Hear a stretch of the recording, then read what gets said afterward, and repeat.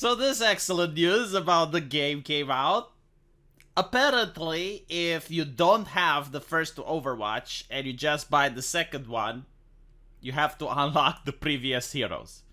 In other words, what every player absolutely loves, a grind.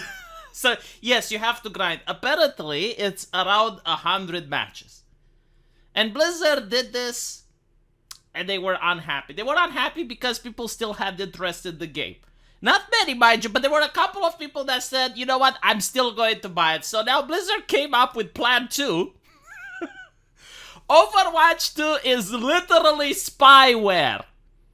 It literally has access to your microphone. It's like the Soviets putting a wiretap into your house. They will record your voice chat, but not only that, like, hold on, like, there's better deal here. They require a phone number.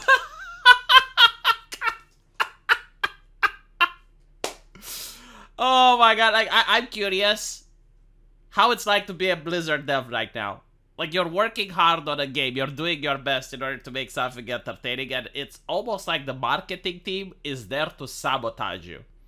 Like, you need to go to the marketing team and be like, do you guys work for Ubisoft? Do you work for another company? What are you doing? What are you trying? Like, I know we like China here at Blizzard, but we still want to sell games to the West. Like, Westerners aren't used to this level of authoritarianism yet. Like, they want to feel that when they play a game, they have privacy, right? Like, we don't want people to feel like we are their mother. And we're there in the room with them when they play. And obviously, this is apparently to make sure that if you get banned from a game, you can't buy another account. Like, this is something that actually blew my mind. So, Blizzard is now actively putting ideology in front of making money. Because the way things used to work is that if you got banned from playing the game, and you are addicted to it, well, you could just buy another account. So imagine you have a person that's absolutely obsessed with the game, and they spend a lot of money on loot boxes, they play a lot, and then they say an edgy joke, they get reported, they get banned. So now they buy a new account, and now they spend more money on loot boxes because they lost everything. And I know people like that, especially in League of Legends. I know people who had their account banned because they were toxic in the chat, and they spent thousands of dollars on the game, and once they got banned, they made a new account and spent thousands more to buy the stuff that they previously had. There are those people. I don't think you can help them. They need help, but I don't think they can be helped. You know, like, if someone wants a corporation to build them like that, who am I to get between them and their transactions? But what I'm saying is that it used to be financially advantageous to allow people to just make new accounts.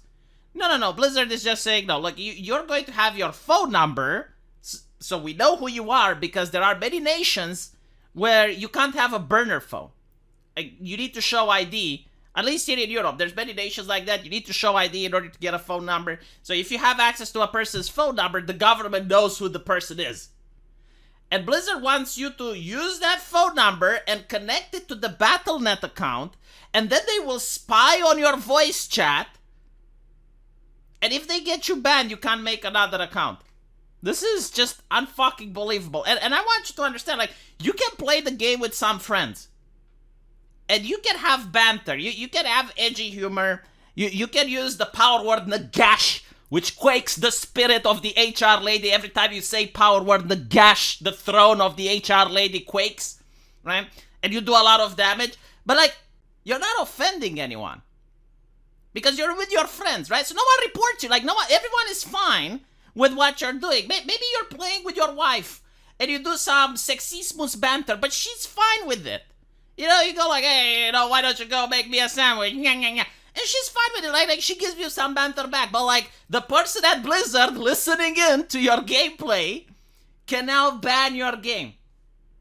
And this goes beyond the fact, the creepy fact, that Blizzard can now gather blackmail on people.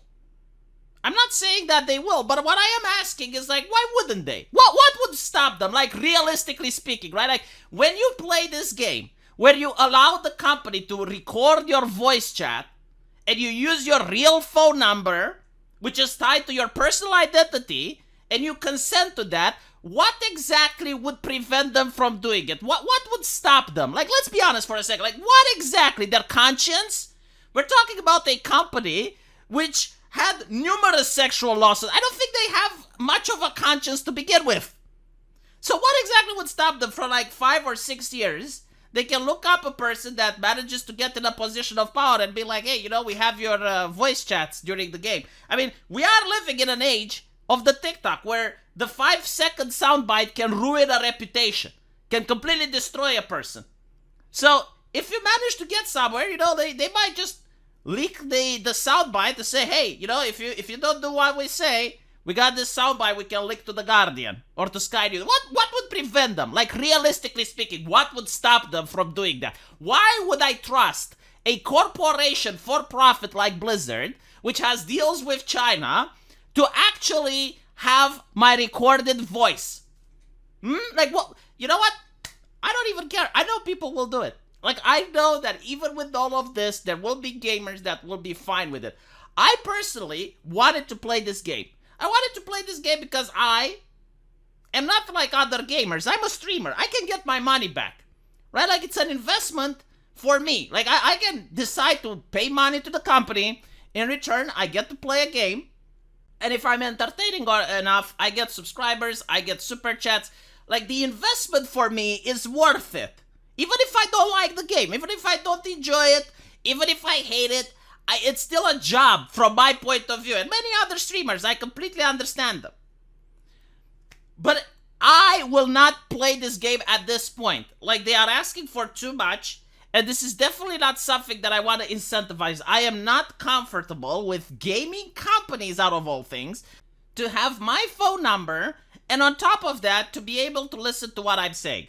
You know when I'll be comfortable with them listening in to what I'm saying? When I will be able to listening in to what they are saying. How about that? How about that? Why can't I listen to what their CEO is saying? Why can't I listen to what their HR lady is saying? When I get to hear what they are talking about, then we can have this mutual understanding, and I'll allow them to listen in to me as well. And by the way, like, this whole thing with, oh, well, we know who it is, and, you know, imagine someone says power word Nagash, and everyone freaks out at Blizzard. They're like, oh, someone said the word, oh, that is so, what are we going to do? Oh, we know, we need to get him fired. Only that is the way we can save America, by firing the person. And then they do the investigation, and they find out it's I don't know, like a 13-year-old or a 14-year-old. How are you going to get the unemployed fired, Blizzard? Like, what are you going to do, huh? The ball is in your court. What next? Many people suspect that this is due to the Biden administration, which in a previous video I showed they paid a lot of taxpayer money to academics in order to crack down on radicalization in gaming. So it is quite possible, just like the FBI pressured Facebook in order to delete stories, perhaps they also pressured gaming companies in order to start being more proactive and normalizing censorship. Because at the end of the day, this is what is happening, right? Like, Minecraft started it. Like, no one in Minecraft wanted the chat to be monitored. And now you get in Blizzard. Like, what this does is the normalization that it's okay for a institution to monitor what you are speaking. The same way that edgy jokes normalize sexismus or racismus, so too does censorship normalize being censored, right? Like, okay, well, you grow up, you play video games, and you know the company, like, you need to behave in the way they want you to behave, and then they listen in, so that when you go to a university and someone will decide to eventually, hey, you know, we're going to put a microphone in your dorm or something, it's like, oh, well, that's normal, you know, like my private university, right? Can do whatever it wants. Why the fuck not? Cameras everywhere, microphones everywhere, informants, rats. Sure, you know, that's a free society. That surprisingly looks more and more like the Soviet Union, where my parents happen to live under its influence. Let me know what you guys think, though, and I'll see you in the comment section. Take care.